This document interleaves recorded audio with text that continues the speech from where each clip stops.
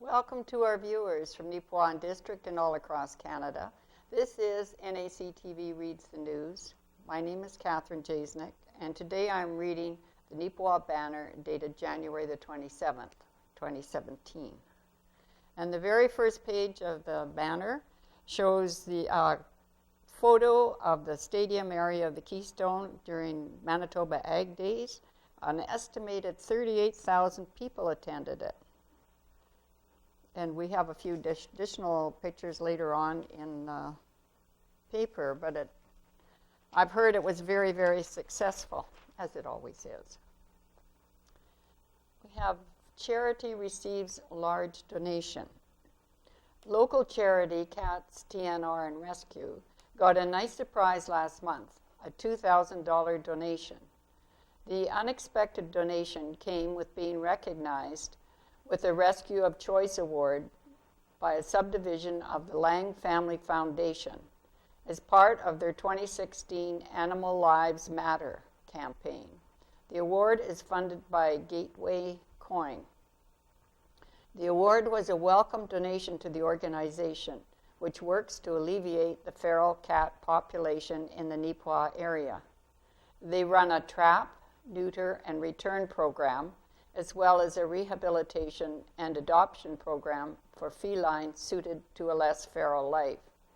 Since it was founded in 2012, Cats TNR has rescued and helped over 339 cats and kittens.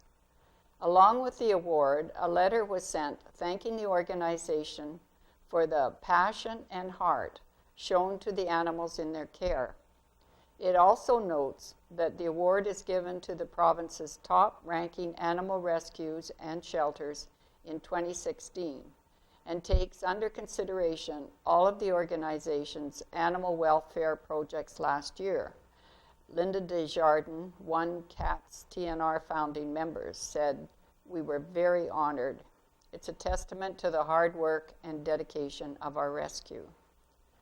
Cats TNR was started in 2012 by Desjardins and Chantal Boersma and has grown to add Martha Bennett, Brandy Falk, and Lise McQuarrie to their core team.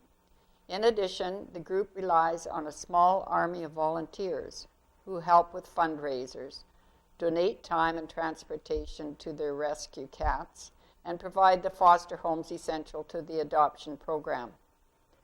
Next month, Cats TNR will be running an online auction fundraiser in order to help more cats and kittens in the Neepawa area. And the Journey for Sight came through Neepawa. It's just a photo showing the Prairie Mountain Snow Drifters presenting a check to Journey for Sight. And pictured from left was Tom Boersma from the Lions Club, Trevor Haggard, Journey for Sight, and Roy Globack of the Snowdrifters. On Saturday, January 21st, snowmobilers taking part in the Lions Journey for Sight stopped in Neepawa for some lunch. Commenting on this year's event, rider Randy Iwaki said the warmer temperatures made the trail sticky and in some cases very slushy. We experienced zero visibility due to fog between Dauphin and Neepawa. Our heated visors were impractical in these conditions, so with visors up, there will be a lot of sore eyes when we conclude the event in Brandon. Iwanku expressed appreciation to those dealerships along the route who provided excellent support with machine breakdowns. Lunch was available at Neepawa's Dairy Queen, the cost being equally shared between Dairy Queen and the Neepawa Lions Club. And we have a photo of many of the snowdrifters in the Dairy Queen waiting for their lunch. Police Academy for Seniors is hoping to come to Neepawa. Neepawa's older population may have an opportunity to learn some essential and timely skills if a grassroots program called Police Academy Older Adult Division gets the volunteers it needs to get up and running. The program has been created by the Manitoba Association of Senior Centers in partnership with Manitoba Seniors and Healthy Secretariat, A&O Support Services for Older Adults, Manitoba Consumer Protection Services, the RCMP, the Addictions Foundation of Manitoba, and local pharmacies, lawyers, and financial institutions. Brenda Ton is the Rural Resource Coordinator for the program and is based out of Plumas. She says the program aims to empower older adults by putting them in contact with information and resources to educate them about safety and security issues. This, she hopes, will lead them to be able to continue living independently in their communities. And she says she hopes to see the program run in communities throughout rural Manitoba. I am very passionate about getting this type of education out to rural Manitoba, she stresses. Very often, we are not aware of opportunities for people to come and speak to us, and this is a great way to get the information out.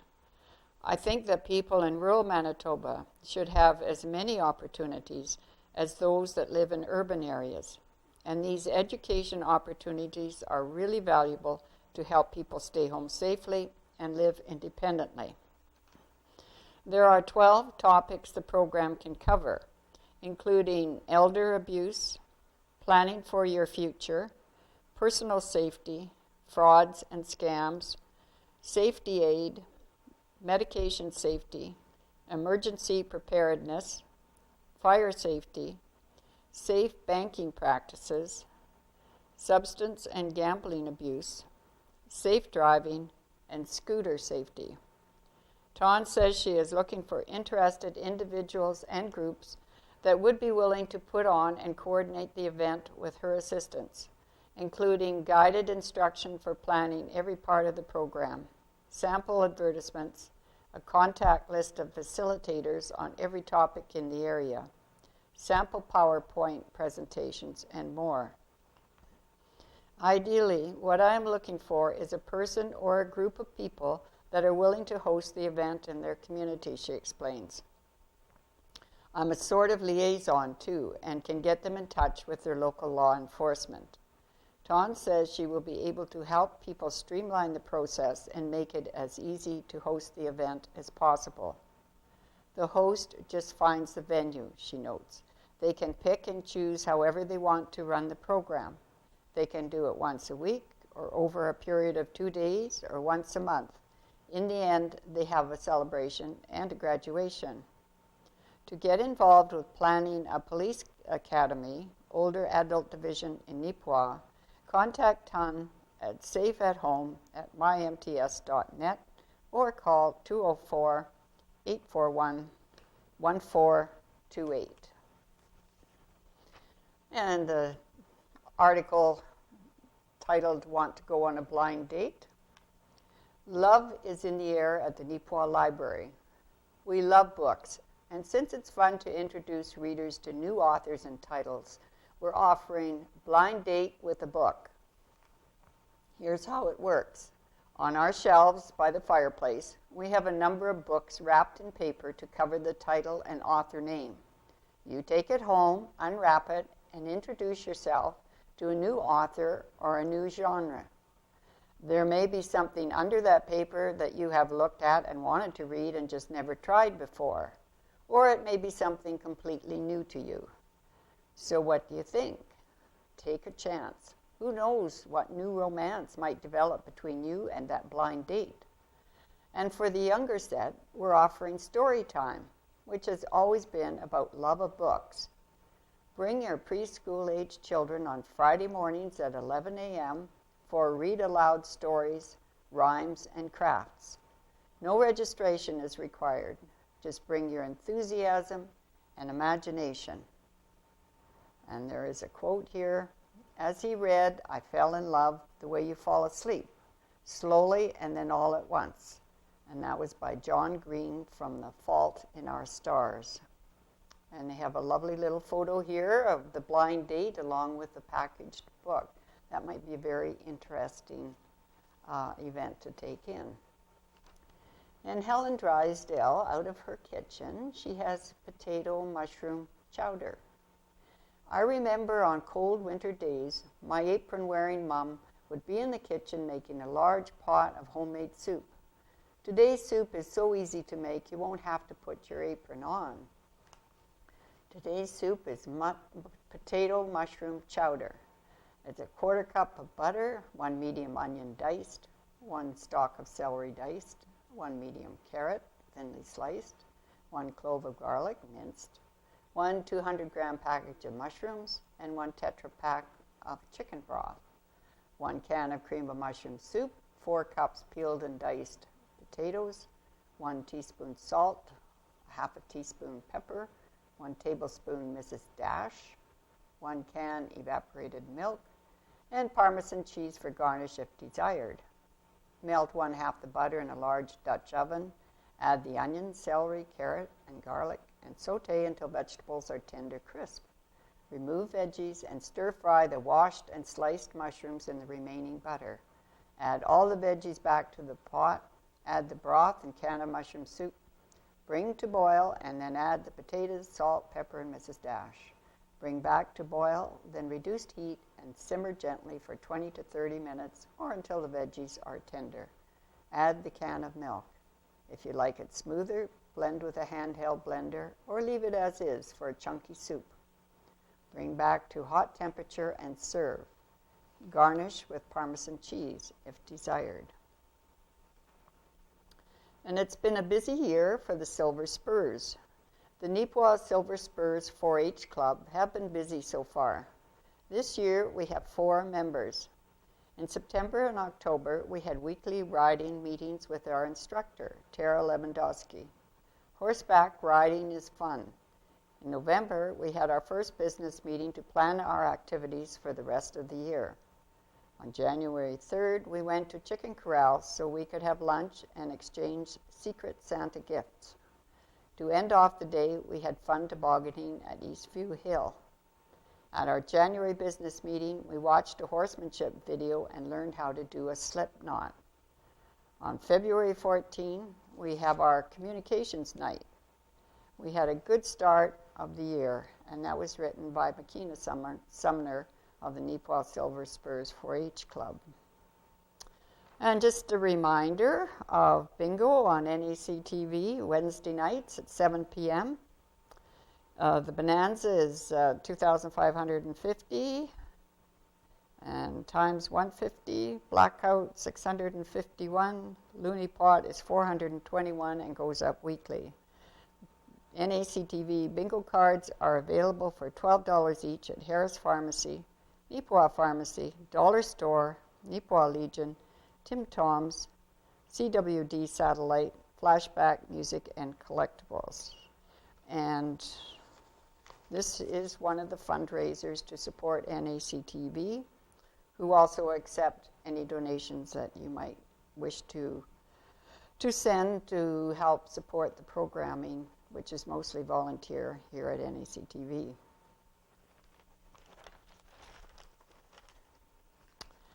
And editor Kate Jackman Atkinson's column called My Perspective, and today it is Rise of the Machines. Donald Trump's election as American president last fall was driven in part by his promise to bring back American jobs. In many parts of the U.S., where people saw firsthand the devastation of factory closures and unemployment, this message was appealing. The problem is that fingers weren't actually pointing at the right villain in the attack against the American middle class. The biggest attack on American manufacturing jobs has actually come from technology. Moving jobs to lower wage countries did in fact characterize the 1980s and the 1990s, but that hasn't been the case since about 2000.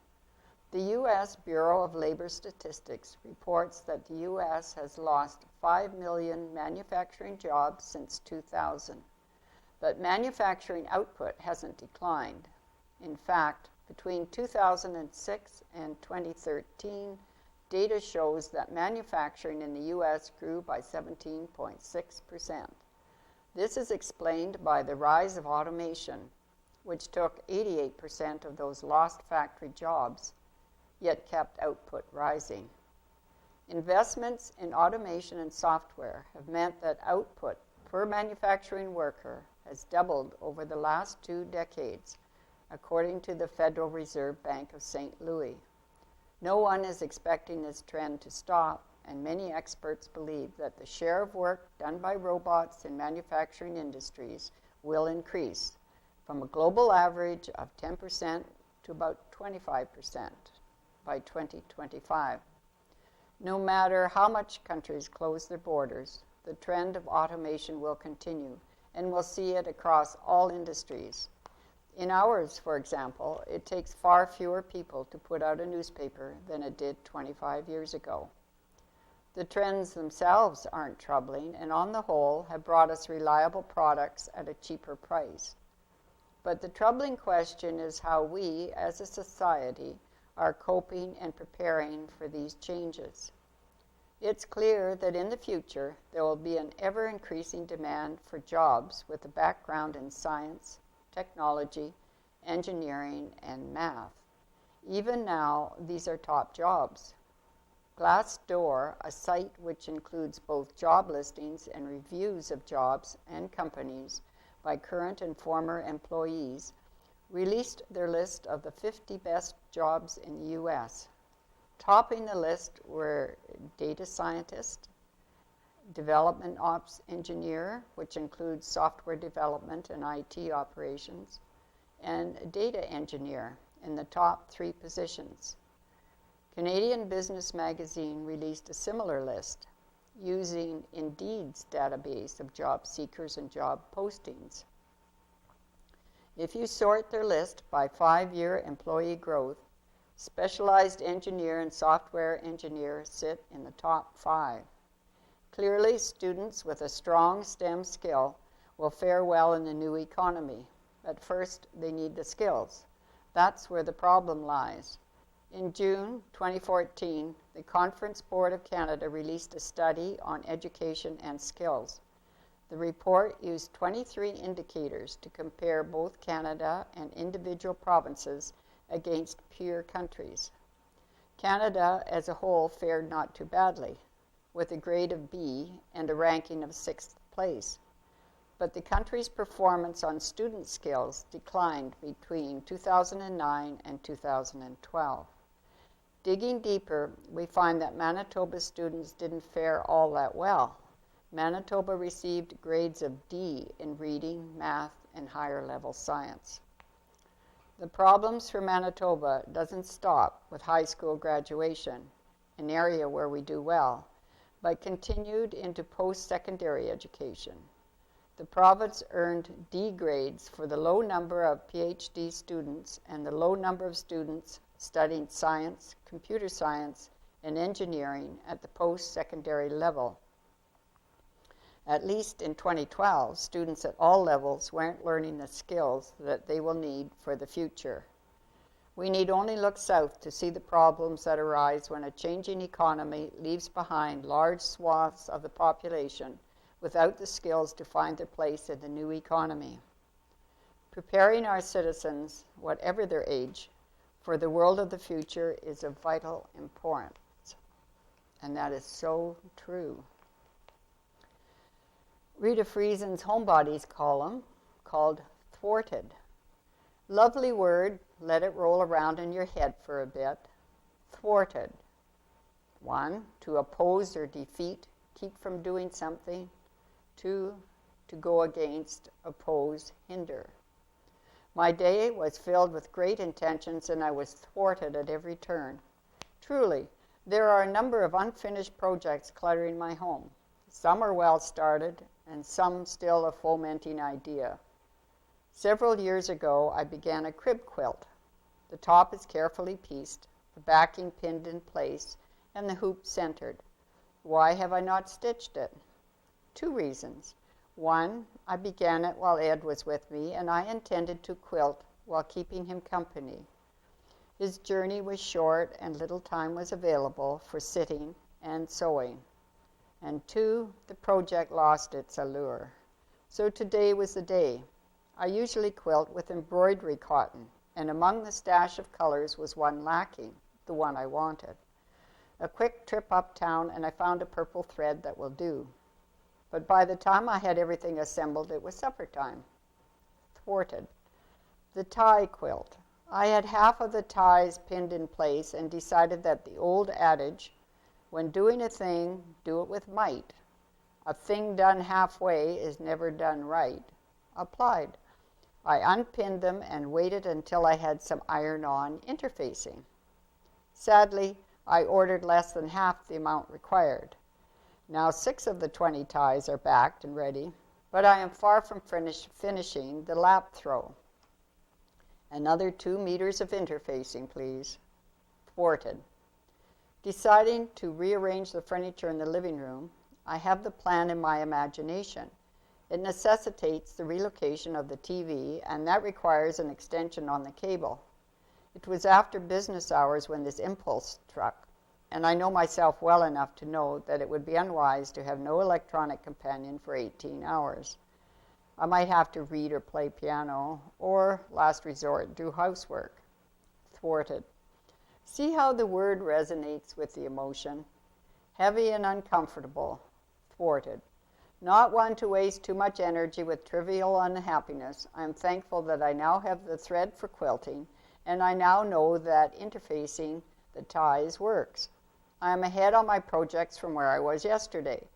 The problem is that there are at least 3 other projects I am eager to begin.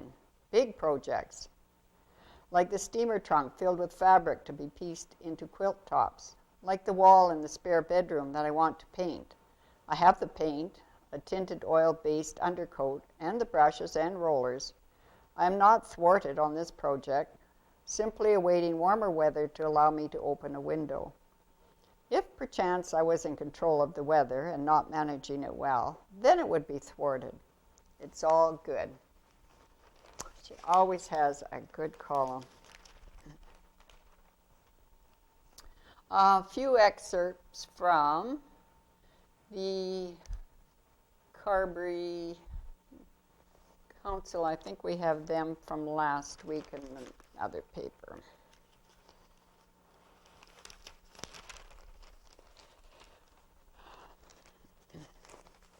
And CWE superstars reach new heights in Gladstone. It was a night of colorful flying storytellers in Gladstone on January the 19th. No, the circus wasn't in town. It was the superstar professional wrestlers from CWE, Canadian Wrestling's Elite. The Winnipeg-based promotion made its way to town as part of their New Heights tour, entertaining the crowd with high-flying moves, powerful slams, and slapstick humor. The 7-bout card featured 2 tag team matches, a triple threat match, as well as one-on-one action, and included appearances by wrestlers spanning the globe, from as far as Japan to Plumus's own The Rebel, Bobby Collins. The next CWE tour is scheduled to return to Gladstone on May the 4th, and we have a photo of The Rebel, Bobby Collins, as he prepares his trusty flag for a beatdown on his opponent. And we also have a photo of the Japanese star, Shigehiro, playing to the crowd after a feat of strength. And BMO supports Victoria Quilts in Neepawa. Audrey Heffel of Victoria Quilts Canada accepts a check for $1,500 from BMO branch manager Tricia Finney. The donation, which is from BMO's Volunteer Employees Grant, will assist the local chapter of the national charity in their efforts. And since 2000, Victoria Quilts Canada has been distributing handmade quilts to provide physical and spiritual comfort to cancer patients and survivors. Neepawa is the only Manitoba branch of the organization and made 121 quilts last year. And there's a lovely photo there of Audrey receiving the check from Trish. And a gymnastics season is underway for the Neepawa Novas. The Neepawa Gymnastics Club has had an excellent start to the gymnastics season. 145 recreational gymnasts attended classes from the end of September to the end of December. The second session of recreational gymnastic classes has just started, and have 111 gymnasts registered to participate from January till the end of March. The gymnasts range in age from 18 months to 17 years old and work on everything from improving motor skills, fundamental movement patterns, basic to advanced gymnastic skills, and fun. The club has also continued to offer their conditioning and flexibility class on Monday nights from 5 p.m. to 6 p.m., which focuses on developing strength, endurance, core stability, and offer 20 minutes of deep stretching to finish off the class. The 2016-2017 competitive stream includes 27 gymnasts, ages 7 and up. 8 gymnasts attended the first competition of the season at the Panthers Gymnastics Club in Winnipeg. The competition included clubs from all across Manitoba and a couple of clubs from Ontario. And the results were the beginners: Annalyn Quinnell, vault silver, bars silver, beam silver, floor silver, and all-around silver. Paige Kasprick, vault silver, bars bronze, beam silver, floor silver, and all-around silver. Cassandra McDonald, vault silver, bars bronze, beam silver, floor gold, all-around silver. Myfanaway Brown, vault silver, bars bronze, beam silver, floor silver, and all-around silver. Intermediates, age 10, Bree Walker, vault first, bars second, beam first, floor third, all-around gold. Intermediates, age 11, Kira Kasprick, vault 5th, bars 9th, beam 5th, floor 9th, all-around 8th. Intermediates, age 12, Selena Knoll, vault 6th, bars 7th, beam 7th, floor 6th, all-around 7th. And JO5, ages 13 and up, Tanner Spies, vault 6th, bars 6th, beam 2nd, floor 2nd, all-around 6th. These gymnasts worked very diligently to perfect their routines and were very proud of their performances. They are looking forward to their home competition on Saturday, January 28th. And they have several photos of the different members as they compete in the first competition of the season. And it sounds like they're doing very, very well. Neepawa natives are about to reach an historic milestone. Saturday, January 28th, will be a historic night for the Neepawa natives as the club plays their 1,500th game in the Manitoba Junior Hockey League. As they approach this accomplishment, the organization would like to invite all alumni to the January 28 home game versus the Selkirk Steelers. Game time is 7:30 p.m. As part of the night, the team will have a brief ceremony of acknowledging the inaugural roster and other alumni in attendance. Then, following the game, current coaches, players, families, and alumni are invited to a meet and greet in the Yellowhead Hall. And the Neepawa natives are now have their 2017 cash draw. There's $25,000 in total prizes, plus the 50-50 draw, which last year's pot was $9,000. Tickets are available at Harris Pharmacy, Home Hardware, Team Electronics, the Neepawa Banner, at the Neepawa Natives Games, and from executive members. Deadline is March the 1st, 2017. And that certainly helps to support the natives staying in Neepawa. The Brookdale Men's Bonspiel, the first event, left to right winners. Brookdale Curling Club President Kelly Evans, congratulating first event winners Matthew Kubacki, who skipped, Cody Jakubowski third, Kyle Seversko second, and Chris Sylvester third, lead from Neepawa. The second event, Evans congratulates Trent Olmsted skip, Foco Burma third, Daryl Steen second, and John Adrianson lead from Brookdale. And in the third event, Brookdale Club member Foco Burma congratulates Keith Babcock, skip, Jordan Buchanan third, Jason Dirksen second, and Dave Buchanan lead. And natives falter at worst possible time. If the Neepawa natives don't make the Manitoba Junior Hockey League playoffs this season, they'll likely look back at this past week as the reason why, as the team dropped a pair of important games. First, they lost 6-0 to the Dauphin Kings on Friday, January 20. That was followed up with a disappointing 5-2 defeat to the recently resurgent Wew'suwet'en Wolverines on Saturday, January 21st. Combined with a 3-0 loss to the 8th place Swan River Stampeders on Tuesday, January 17, the Natives' record has now dropped to 11-25-5, 27 points on the year. Several recent injuries have hindered the roster that the Natives were able to put out on the ice, as Tyler Gutenberg, Matthew Millen, Peyton Malcolm, and Skylar Thorstenson were all recently diagnosed with concussions. As a precautionary measure, those players were wearing suits in the press box instead of lacing up the skates. Combined with a horrible facial injury sustained by Cruz Listmayer during a game against Selkirk, Neepawa has found itself severely undermanned.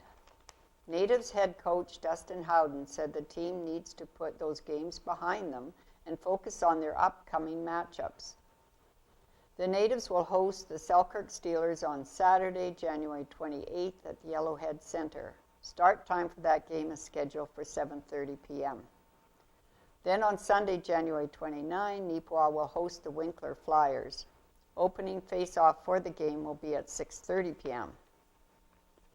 As for upcoming games for the teams, Neepawa is chasing for the final playoff spot, the Swan River Valley Stampeders.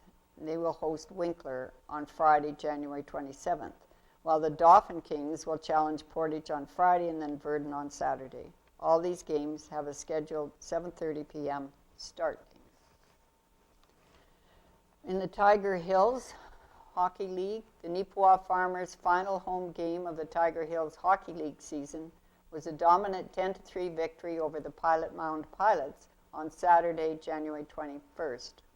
A 5-point effort, 2 goals, 3 assists from Matt Lowry helped to lead the way, while Hayden Colasar and Ward Zuki, 1 goal, 2 assists each, were also a big part of the Farmers' strong performance. This was Neepawa's 10th straight win and improved their record to 12-4-0, while Pilot Mound dropped to 1-14-2.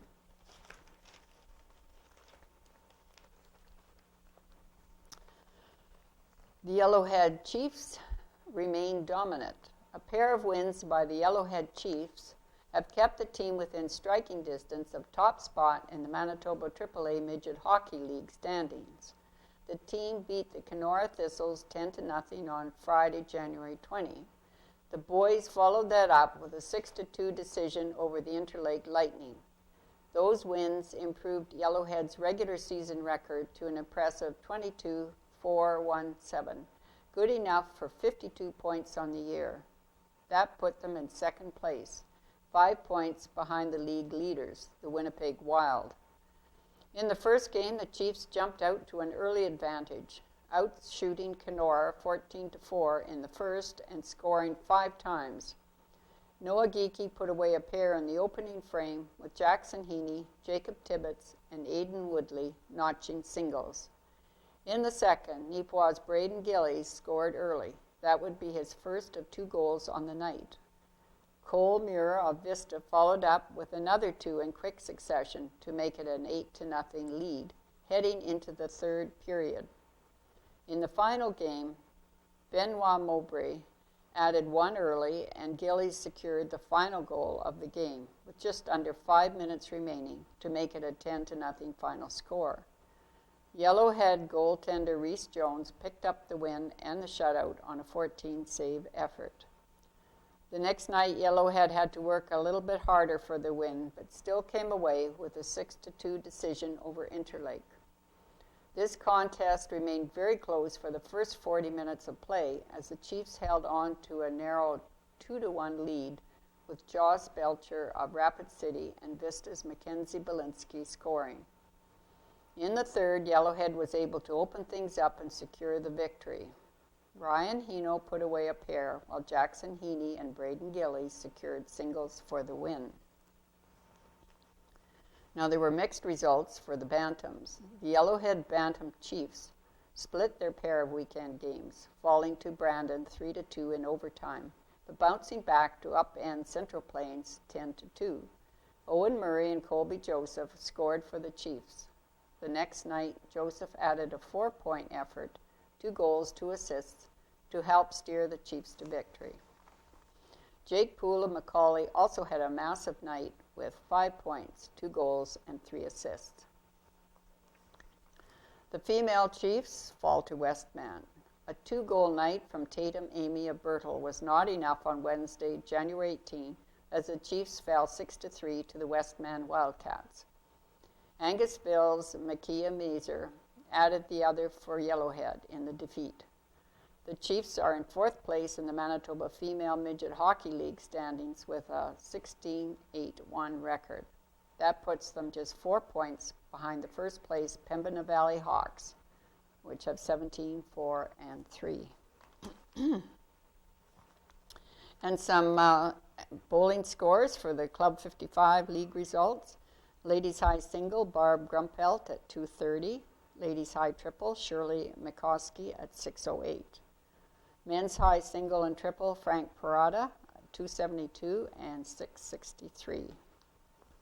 And the Special Olympics Bowling, Ladies High Single and Double, Lori Goodon, 193, 307. Men's High Single and Double, Dwayne Petch, 174 and 341. And we now have the obituaries. Hazel Peters, January 5th, 1926 to January 14, 2017. Born to Jeanette and Ernie Sayward. Lived on a farm northeast of Moore Park, where she went to school for the first 6 years, then moved to the Brookdale district for the remainder of her education. She married her husband, John, in November of 1943.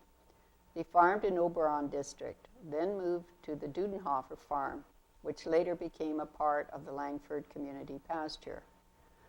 They managed the government pasture for 31 years, having many fond memories.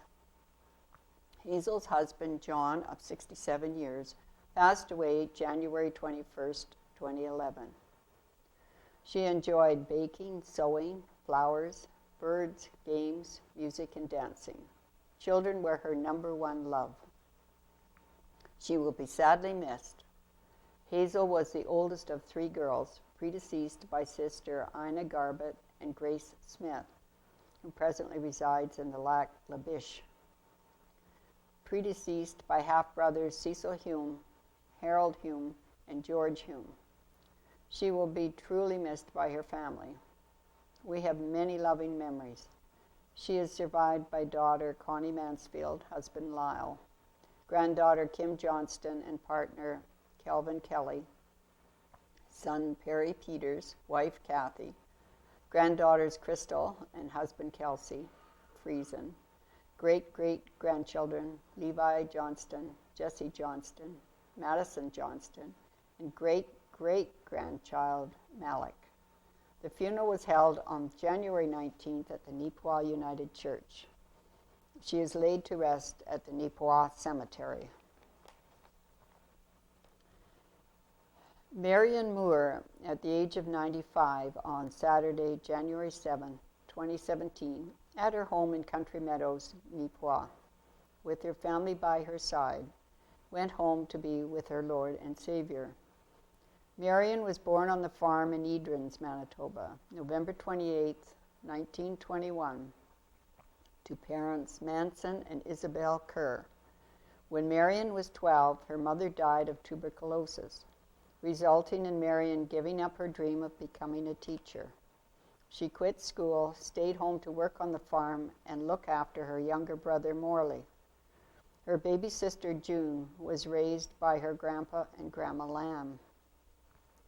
On June 15, 1946, Marion married Harry Henderson of Edrins, where they worked hard farming and raising their 5 children and several foster children.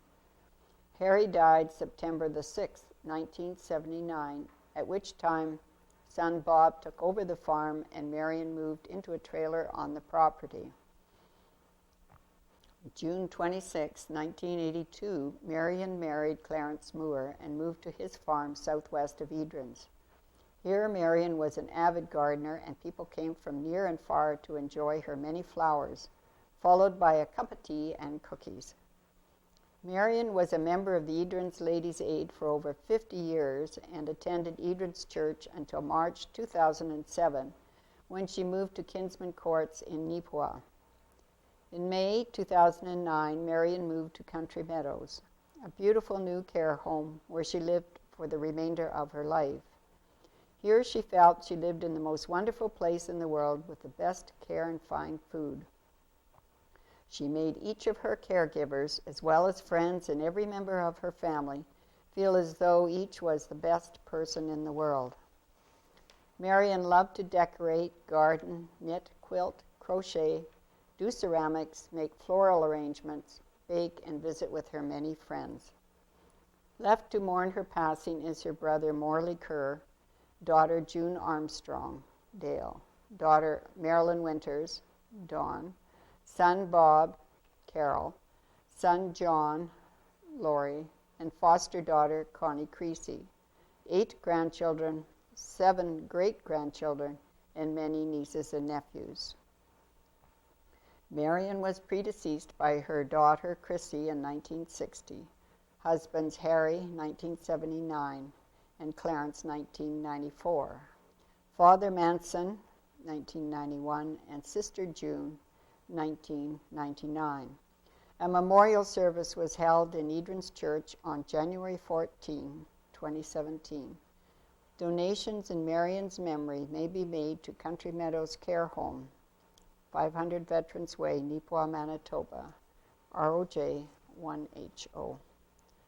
And those are the obituaries.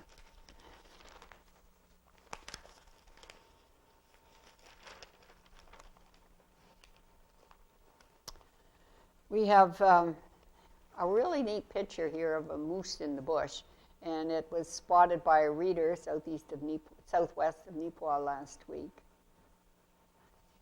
It's always strange to see moose in this area, but it's really nice as well.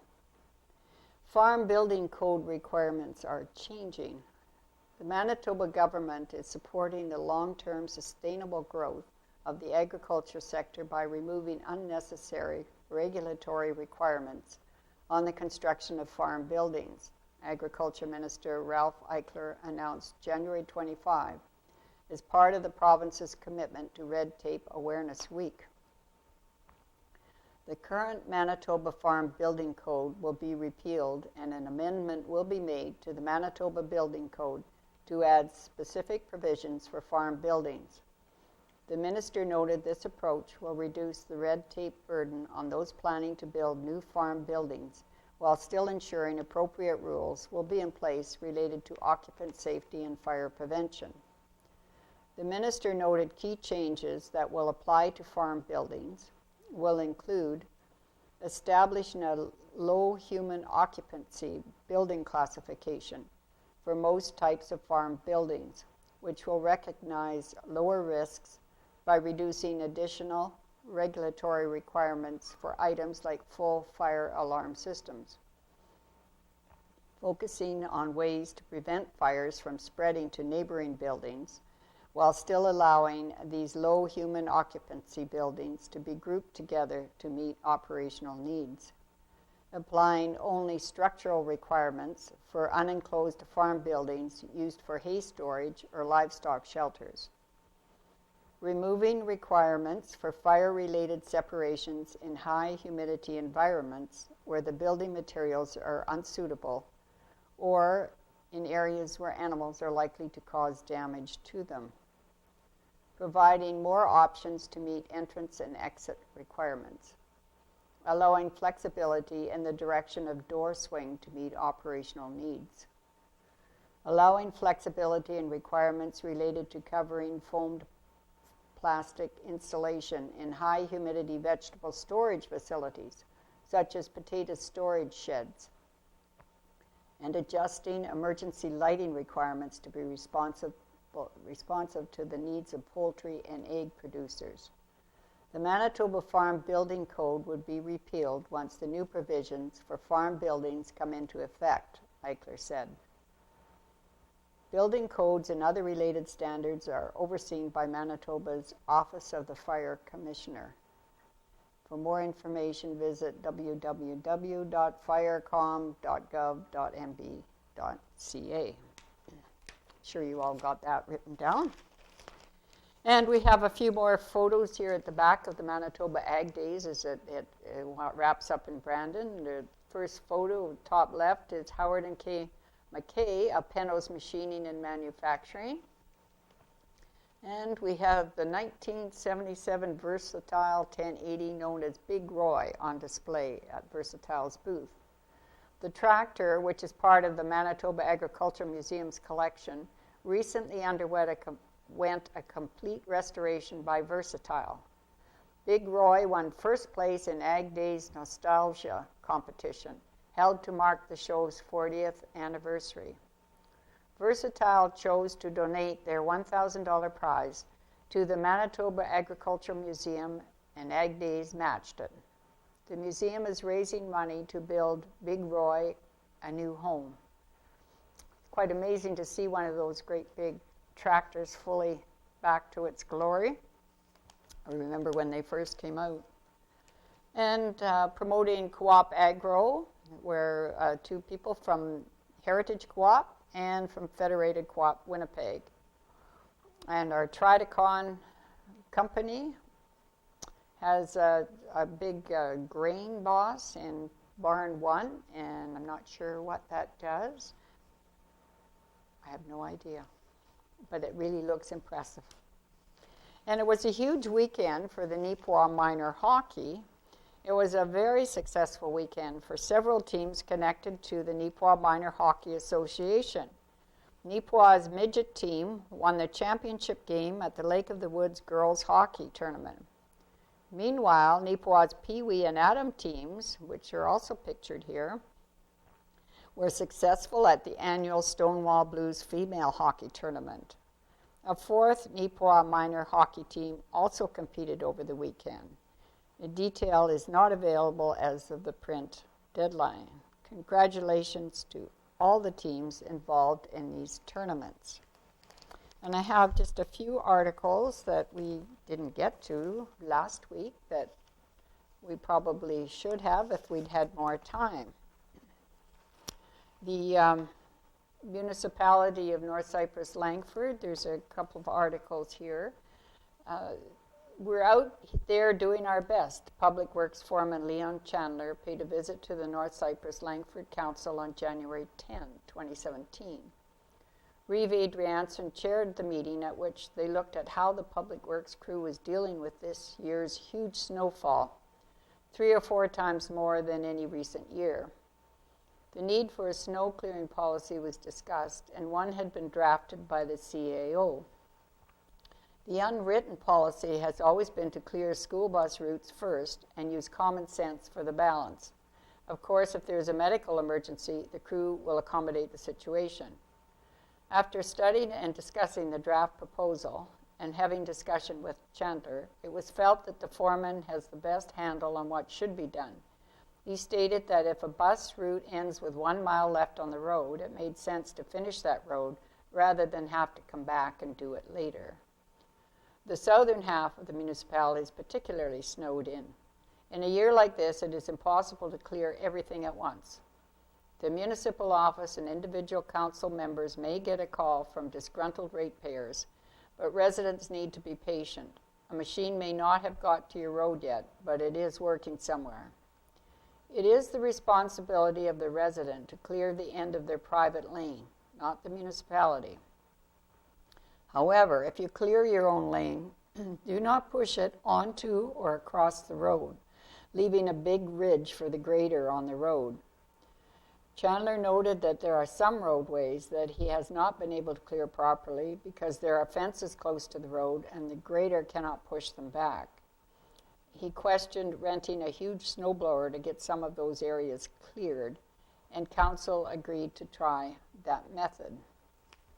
Regarding the water line agreement, the request for the arm of Rosedale to add 8 new hookups, they currently have 8 already, to the Langford line has generated some discussion and a response from the town of Neepawa, which has the water treatment plant and also manages the allocation of water.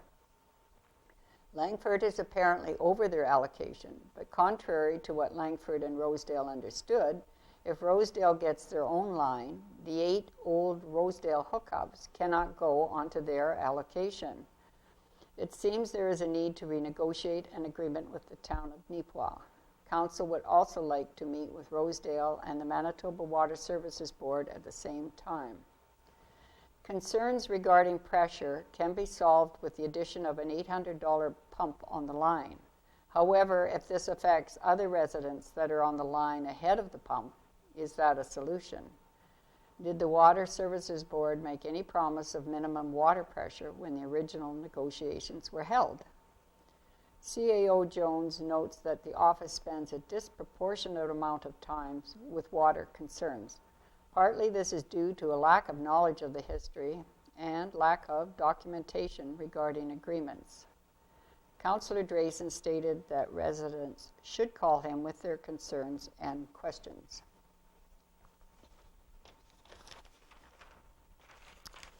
And the Chamber of Commerce was celebrating 117 years at their annual general meeting. The Neepawa Chamber of Commerce has moved into its 117th year as an organization and will be celebrating as well as looking back on last year's progress with their annual general meeting on January 30th. Scott Dyke, president of the Chamber of Commerce, says he is looking forward to reporting the Chamber's activities over the last year to its board members, delivering his president's address, and discussing the Chamber's financial position going into 2017.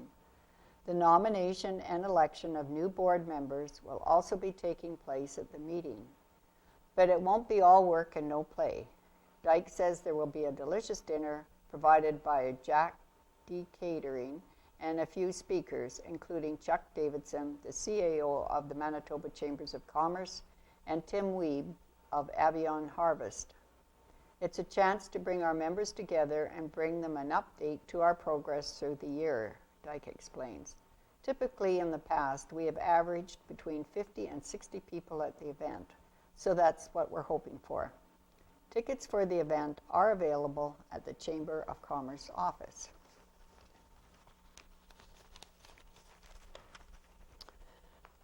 And the competitive season begins for the Neepawa Figure Skating Club. The Neepawa Figure Skating Club had a strong start to their competitive season. On January 7th to the 8th, the skaters attended the Verdon Fun Skate with coaches Cynthia Chartrand and Kim Smith. In the Can Skate Stage 5 event, Ashley Nadeau, Alyssa Nadeau, and Dimitri Smith received a silver ribbon, while Olivia Casilny received a bronze ribbon. In the Star 1 event, Addison Atke came home with a silver ribbon.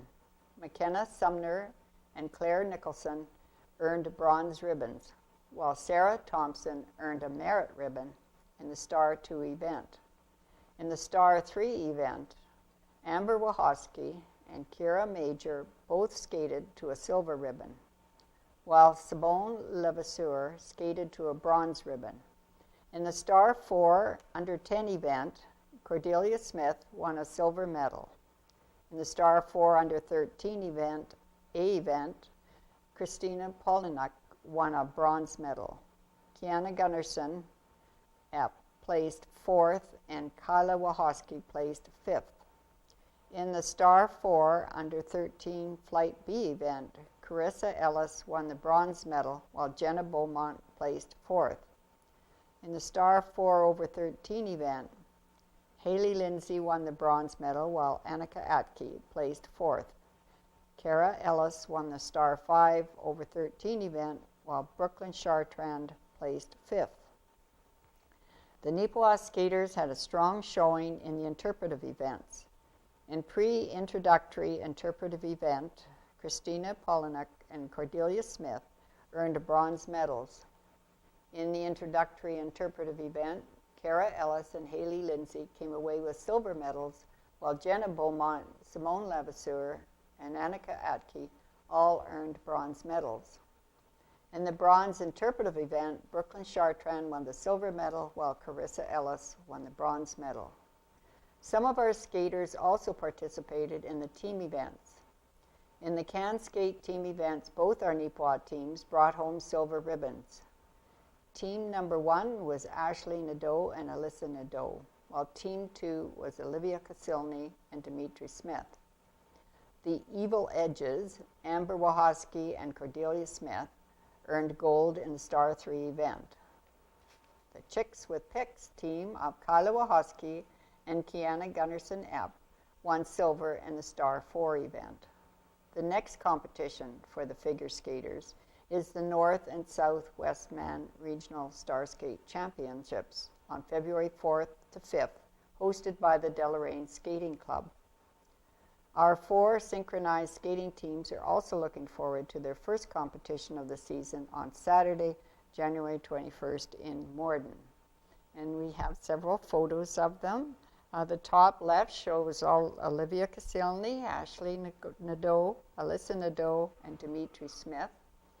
And the bottom left is Hayley Lindsay and Annika Atke. And to the right, Kiana Gunnarsson-Epp. And congratulations to them. They've done very, very well. And we have a new look at the escarpment, Riding the Edge it's called. It's works from Kathy Lewandowski's exhibit, which is on display at the Maniwaka Gallery at Arts Forward until the end of the month, which you only have a couple of days, it sounds like. And the works, in her statement, Lewandowski explains why she's called it Riding the Edge. It concentrates on the vacillating light and color of the prairie sky in relationship to the constant presence of the Riding Mountain Escarpment, the western shore of prehistoric Lake Agassiz. This prairie anomaly has always been her home. It's a prominent landmark and oasis on an otherwise flat landscape, juxtaposed with the meandering line of the hills that provide a secure, unchanging touchstone. The big expanses of sky undergo constant and diverse visual changes. And these were all done from a view from Number 5 Highway, which runs north and south parallel to the hills. And as she's been driven this road thousands of times, and the scale of it and the relationship between the sky and the escarpment made such an impression on her. And she has 3 photos here shown, and you can certainly see where the escarpment is and the type of meandering lines there is. It sounds like it would be a very, very good display to go to. She's tried to capture the glimpse of the power and vitality of this rare and hidden geographic jewel, which is the Riding Mountain Escarpment. It's not from a photograph. She just uses manipulated photos as springboards, and she's not interested in creating a perfect photographic image. That sounds absolutely fascinating. And that is pretty well the end of our reading today. Again, if you've enjoyed listening to this or you enjoy any of the productions that are in NAC TV, I would urge you to either volunteer or make a donation so that we can keep this programming going, which is very, very worthwhile. And again, this is heard all over Canada through the various TV stations and as in Bell and MTS and certainly through our station here at NAC TV. Again, I want to thank you for listening, and hopefully we'll see you next week again with another edition of NACTV Reads the News. Thank you.